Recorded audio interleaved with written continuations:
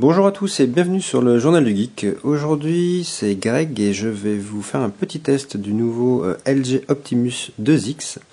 Donc il est le dernier smartphone de LG et le premier smartphone à être équipé d'une puce, d'un processeur dual-core Tegra 2.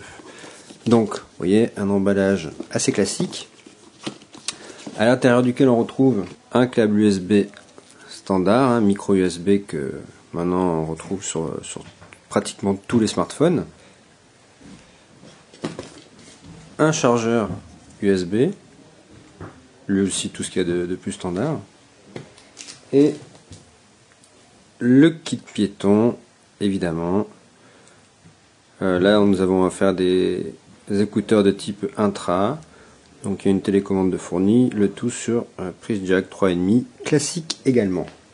Et enfin bien évidemment le smartphone, le LG donc Optimus 2X.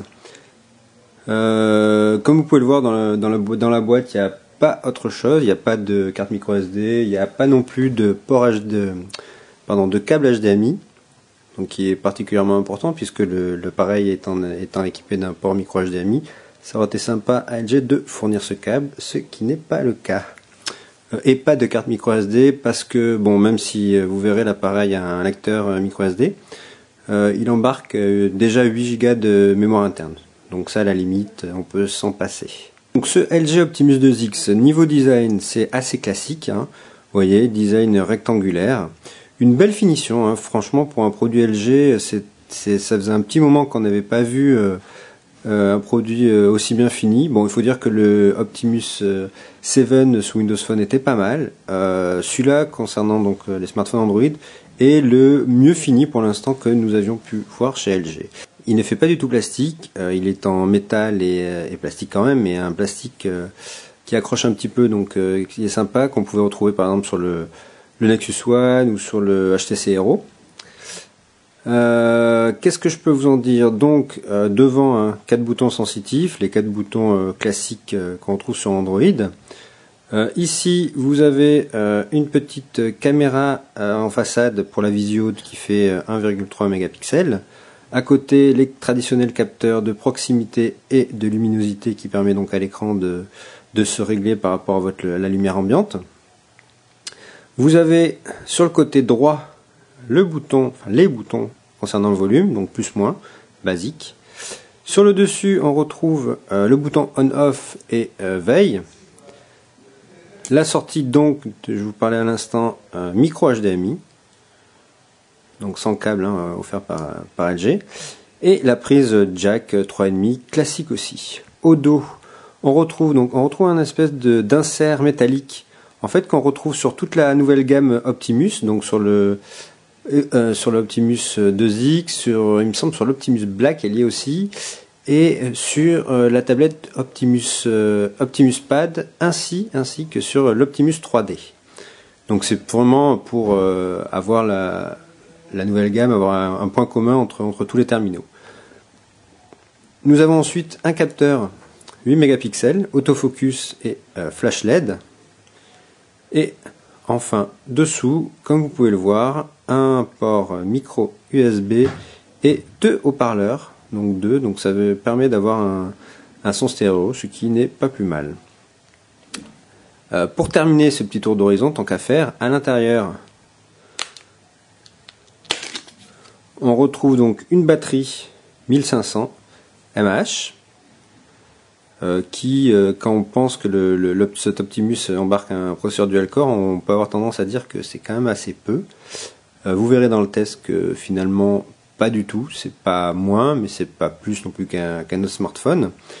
Et petite chose sympa, le port micro SD qui peut être utilisé sans avoir à entièrement enlever la batterie du téléphone, et donc vous pouvez enlever, remettre votre carte micro SD pour récupérer des photos ou pour faire des échanges. Enfin, ça c'est vraiment pratique et sur de nombreux terminaux ce n'est pas le cas. Voici maintenant le Optimus 2X allumé. Donc comme vous pouvez le voir, son écran, donc on a ici un écran de 4 pouces avec une dalle IPS LCD. Qu'est-ce qu'on peut en dire de cette dalle? Que LG étant le fournisseur de la dalle pour l'iPhone 4, On pense que c'est la même dalle qui est utilisée pour l'Optimus 2X, sachant qu'il a une résolution de 800 x 480, donc qui est une très bonne résolution pour un terminal mobile. Et comme vous pouvez le voir, alors tout à l'heure vous le verrez peut-être, ça sera plus flagrant comparé au Nexus S, mais déjà l'écran, là la luminosité n'est pas au max, hein, elle est réglée en fait automatiquement. Mais l'écran déjà vous voyez est assez lumineux et les couleurs sont assez vives. Alors ça peut être embêtant pour certains, ça peut être pas mal pour d'autres. Bon, c'est la dalle qui est comme ça. Honnêtement, ça m'a pas gêné plus que ça. C'est surprenant au début, mais on s'y fait très vite. Vous pouvez constater également que ce n'est pas Android basique. Là, en fait, LG fournit sur ce 2X Android 2.2. En promettant donc une mise à jour vers 2.3 courant avril. On espère que ça va arriver vite quand même. Donc comme je vous le disais à l'instant, l'interface proposée par LG sur Android, donc qui est une surcouche assez, j'ai envie de dire, assez basique. Elle est en fait entre ce que propose HTC et ce que propose Samsung, c'est-à-dire une surcouche, on pourrait s'en passer, mais il y a des choses fort sympathiques, fort utiles. Comme par exemple la possibilité, vous voyez, d'avoir un raccourci vers les différents modes de connexion ici, un mini lecteur audio qui permet donc d'arrêter de commander donc la partie audio du téléphone. Vous avez aussi, ce qui est pas mal, la partie des applications en fait qui est entièrement personnalisable. Donc comme vous pouvez le voir, vous avez plusieurs styles d'affichage, hein, horizontal, vertical, vous avez même une liste. Et il est aussi possible de modifier en fait l'ordre, ce qui n'est pas possible sur l'Android de base. Donc, comme vous pouvez le voir également, il est possible de modifier la barre en bas, là, le launcher qu'on appelle, et de changer donc certaines icônes, ce qui, ça non plus, n'est pas du tout disponible sur Android de base. Et qui s'avère, ma foi, plutôt pas mal comme type de personnalisation. Donc ensuite, au niveau des performances, disons de l'interface pure, vous voyez que c'est vraiment très rapide. Là, pour le coup, on se plaignait souvent des lags que pouvait avoir une interface Android. Je dois dire que là, c'est le Nexus S, même le Nexus S qui est quand même assez rapide, là le Nexus S... est légèrement dépassé parfois, où ils arrivent à faire jeu égal, et encore on est qu'en Android 2.2 sur celui-là, donc imaginez avec 2.3, je pense que ça sera encore plus optimisé. Mais là c'est vraiment déjà très rapide, et ça fait très plaisir même d'avoir un téléphone aussi réactif. Du côté des autres personnalisations, on va passer un petit peu vite, mais vous voyez ici un widget météo qui est offert par LG. Vous avez aussi des applications qui sont préchargées. Donc en fait, il suffit de les installer quand vous avez le téléphone. Donc il y en a certaines là, il y en a d'autres qui sont préchargées comme un LG, un Twitter customisé par LG ou encore une application Facebook. Bon, c'est dommage que du coup ces applications ne soient pas aussi abouties que les applications officielles, mais ça a l'avantage en fait de permettre d'utiliser votre appareil sans forcément avoir un compte Google et puisque c'est l'obligation pour aller télécharger sur l'Android Market. Donc si vous voulez pas utiliser de compte Google, ben vous pouvez tout à fait utiliser votre smartphone avec déjà quelques applications préinstallées et même des applications recommandées qu'on retrouve dans un petit widget LG disponible ici. Alors après, on a des widgets classiques, hein, comme le calendrier qui a été un petit peu refait par LG. On a la partie aussi téléphonie, hein, qui a été un petit peu repolish par LG. Bon, il y en a d'autres, hein, je ne vais pas tous vous les citer, mais en gros, LG a fait un petit effort de polish sur l'interface Android classique pour justement un petit peu se démarquer de ce qui peut se faire couramment. Bon, c'est pas plus mal, hein, ça mange pas de pain, mais comme je vous le disais justement, il y a certaines choses qu'on aurait pu s'en passer, et si peut-être nous avions eu une version Android de base, peut-être que les mises à jour futures ne seront pas en retard, ou enfin vous voyez ce que je veux dire, il y a toujours des petits soucis au niveau de la partie mise à jour, dû justement à l'ajout de surcouches et à de fonctionnalités des constructeurs. Ensuite, donc passons véritablement à la partie qui nous intéresse. Hein. Après, vous voyez, c'est un smartphone Android, donc je vais pas y revenir 10 ans dessus. Hein. Vous savez comment ça marche, on vous en a assez présenté, vous en avez même peut-être un. L'avantage en fait de ce Optimus 2X, donc c'est son processeur dual-core Tegra 2 cadencé à 1 GHz. Il est accompagné de 512 mégas de RAM et donc, comme je vous le disais tout à l'heure, une capacité de 8 Go. Donc l'avantage du Tegra, c'est évidemment le multimédia. Donc qui dit multimédia dit d'abord la partie vidéo, parce que contrairement par exemple au Nexus S, hein, je cite lui parce que c'est vraiment le dernier que nous avions testé à fond, mais nous ne manquerons pas d'en tester d'autres prochainement comme le Galaxy S2. Ceci dit, donc comme au contraire du Nexus S, ce Optimus 2X offre une compatibilité parfaite, j'ai envie de dire, avec les formats DivX, Xvid que vous pouvez télécharger ou encoder chez vous. Donc je vais vous montrer par exemple cet extrait d'Avatar. Donc là on est sur une vidéo en AVI, hein, assez classique, qui est en 1080p. Donc c'est à dire que l'appareil peut lire très facilement, vous voyez, sans lag, sans rien, des vidéos en Full HD sans aucun souci. En fait, il y a un souci. Le seul souci, c'est que le Optimus 2X n'est pas compatible MKV. Et ça, enfin, c'est pas un souci pour certains, ça en sera un pour d'autres. Le Galaxy S premier du nom les lit. L'Optimus 2X non, malheureusement, c'est dommage. Enfin, il ne les lit pas en natif, hein, parce qu'il y a évidemment des applications sur l'Android Market que vous pouvez télécharger pour lire ce type de format. Mais c'est dommage qu'ils ne lisent pas ça en natif. Deuxième chose, par contre, plutôt sympathique, c'est que l'Optimus 2X sait lire aussi les sous-titres. Donc exemple ici sur cet épisode de Hamate que vous connaissez je pense. Donc vous voyez voilà, il y a une partie, il y a même un menu carrément pour pouvoir gérer les sous-titres. Donc ça, si vous êtes comme moi fan de séries américaines et que vous aimez bien regarder tout ça dans les transports en commun, j'avoue que c'est assez sympathique. Donc sous-titres au format SRT SMI visiblement, il n'avait pas l'air de prendre le reste, mais c'est déjà pas mal. Voilà, on a fait le tour en fait de cette partie vidéo. Hein. Je vous cache pas que comme il dispose en fait d'un port HD, micro HDMI, vous pouvez à tout moment en fait brancher l'appareil sur votre TV et bénéficier de la fonctionnalité HDMI mirroring, en fait qui vous permet d'avoir exactement ce que vous avez à l'écran sur votre TV, que ce soit une page web, que ce soit un film justement, des images, un jeu, ça marche très bien, ça marche très vite, il n'y a pas de souci de compatibilité de lag ou autre, c'est vraiment assez bluffant.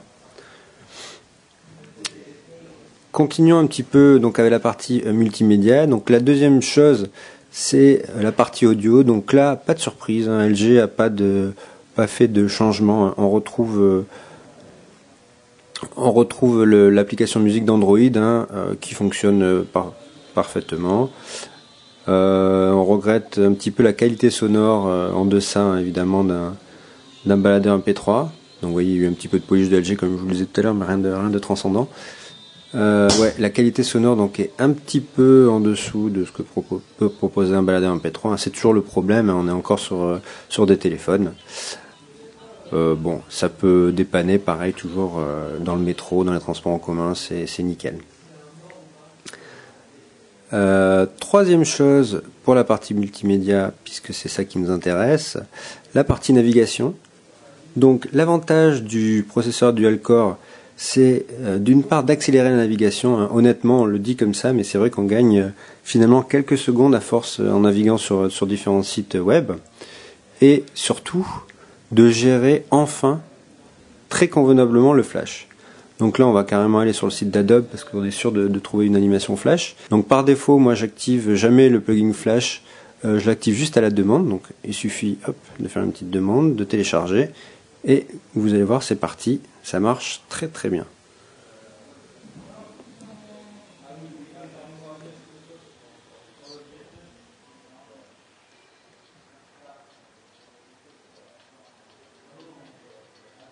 Donc vous voyez, vraiment aucun souci. il n'y a rien à dire. C'est pareil pour des sites. C'est rare quand ça ralentit, contrairement par exemple au Nexus S tout simplement, où c'est vrai qu'il y a quand même, quand on est sur une animation flash, plusieurs lags. Pour ce qui concerne la navigation classique, hein, vous voyez le navigateur est identique, hein, c'est Chrome Mobile, il n'y a pas eu d'ajout spécifique. Comme je vous le disais à l'instant, il est un peu plus rapide.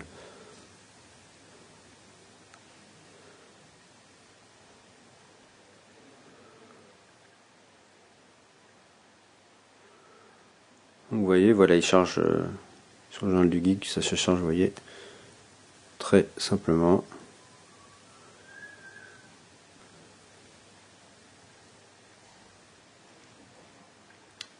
Voilà.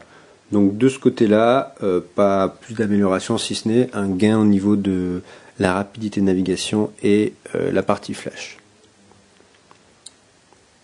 Enfin et dernière chose, concernant le multimédia, bon il y en a plein d'autres, hein, vous savez, on peut en trouver, mais vraiment la dernière chose ça concerne les jeux. Donc Tegra 2 optimisé pour les jeux, support de l'OpenES et compagnie, ça marche très bien, ça marche très très bien même.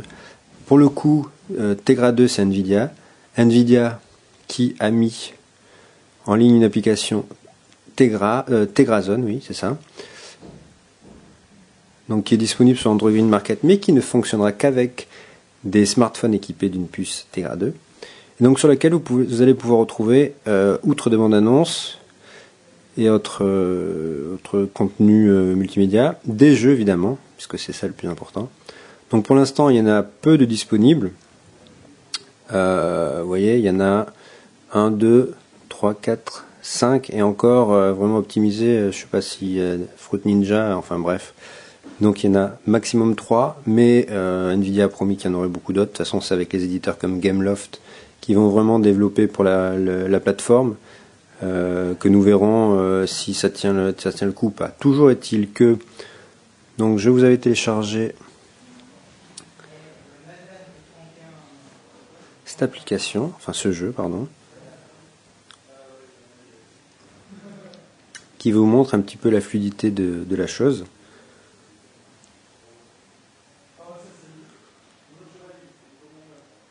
Donc jeu de sport classique, très facile à utiliser. Donc là après, comme on l'a souvent dit, ça va dépendre aussi des développeurs, hein. Si ça va être à eux de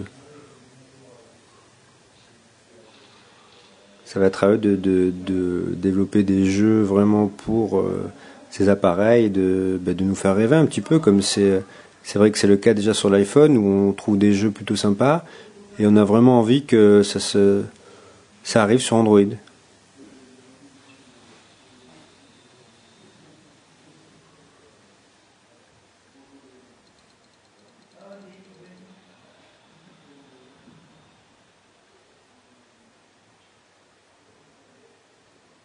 Autre jeu peut-être plus connu, c'est Dungeon Defender.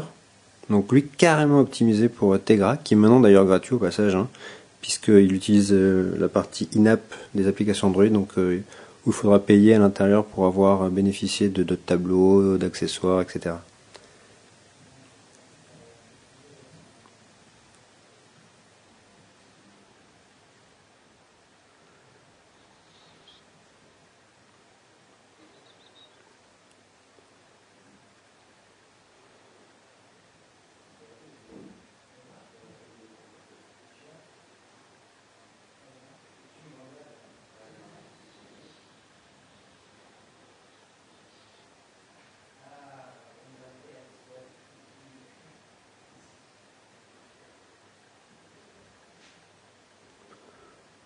Donc voilà, vous voyez vraiment là, un jeu 3D assez fluide, fort agréable à utiliser, il n'y a vraiment rien à dire.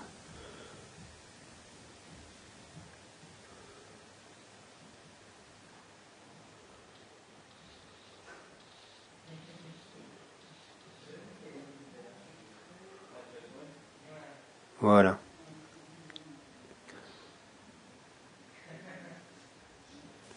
Je pense avoir fait vraiment un tour rapide des fonctionnalités qui nous intéressaient. Ce qu'on peut faire là, c'est Donc une petite comparaison avec le Nexus S. Donc le Nexus S qui est le dernier téléphone de Google. Donc déjà vous voyez hein, la différence entre les écrans. Hein. Ils sont réglés exactement pareil, c'est-à-dire ils captent sur le capteur de luminosité. Donc là on est sur du Super AMOLED, parce que c'est la version Super AMOLED que nous avons. Et donc là l'écran IPS LCD. Donc je vous le disais, hein, les couleurs sont bien plus vives. Ce qui fait passer le Nexus S peut-être un peu plus terne. Après c'est vraiment une question d'habitude, parce que sur les rendus photos c'est équivalent. Alors justement j'en ai pas parlé, mais la partie photo de ce Optimus 2X est un petit peu décevante en fait. Le capteur, malgré qu'il soit de 8 mégapixels, s'avère un petit peu poussif, la qualité n'est pas nette, enfin n'est pas au spec annoncé, à ce qu'on devrait vraiment s'attendre. Donc c'est un petit peu décevant. Je dis pas que le capteur est mauvais, hein, quand même vous pouvez faire des photos plutôt bien. Mais j'avoue que avoir été un petit peu déçu par celui-là. Pour en revenir donc à la comparaison avec le Nexus S, donc vous voyez au niveau de la navigation, d'ailleurs au passage, l'avantage de l'Optimus c'est que il y a maximum d'avoir 7 écrans, ce qui est de 5 en général sur Android.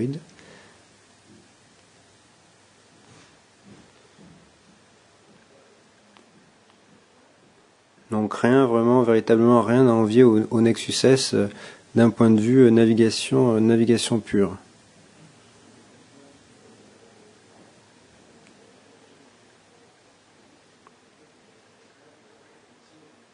Vous voyez que c'est extrêmement fluide. Si on va sur de la navigation web, donc vous voyez d'une part la différence qu'il y a au niveau de l'écran des couleurs, mais également la différence au niveau du chargement, sachant qu'à côté là on a déjà fini, alors que sur le Galaxy S vous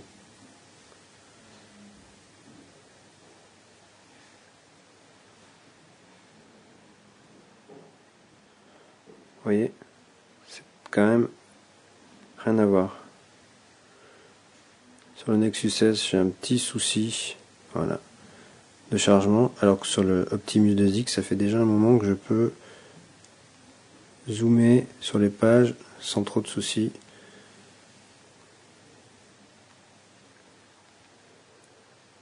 Il y a quand même une sacrée différence là quand on le voit comme ça.